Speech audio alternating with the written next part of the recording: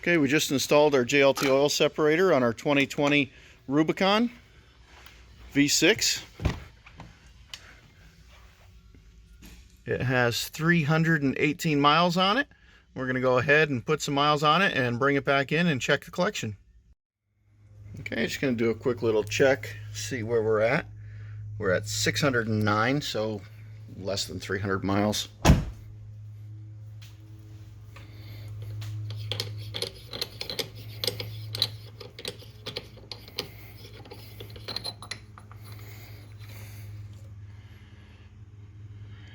Wow, that's a lot for 300 miles. You can smell it. It's got a gas smell. That's totally normal. I'm going to go ahead and put that back on and drive it some more.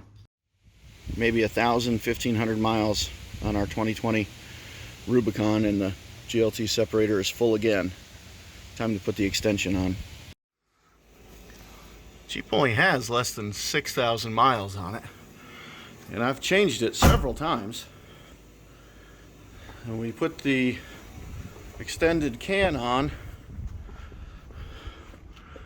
I don't know, maybe a couple thousand miles ago. Each one of these containers holds the extension and the can, about just under 3 ounces each.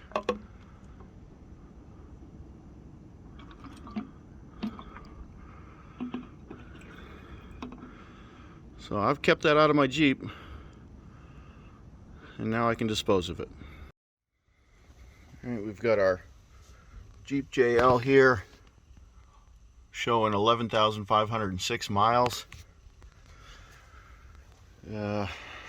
I've neglected to empty my J&L oil separator since 6,000 miles, and I'm afraid of what I'm going to see. I know it's going to be full, but this is what it's collected up to 6,000 miles.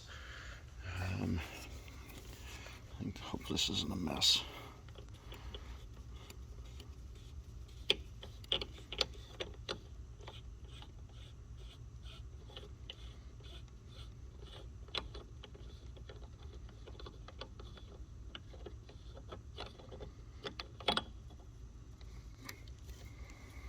And it's full.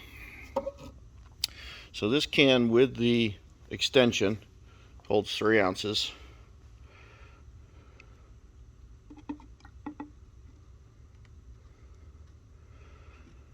And at 11,000 miles, this isn't this thinner Powerade can, this is the larger can.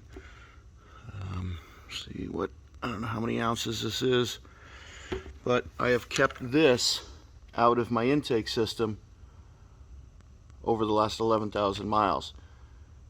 Now you can question whether an oil separator is worth it or not, but do you really want that going through your intake?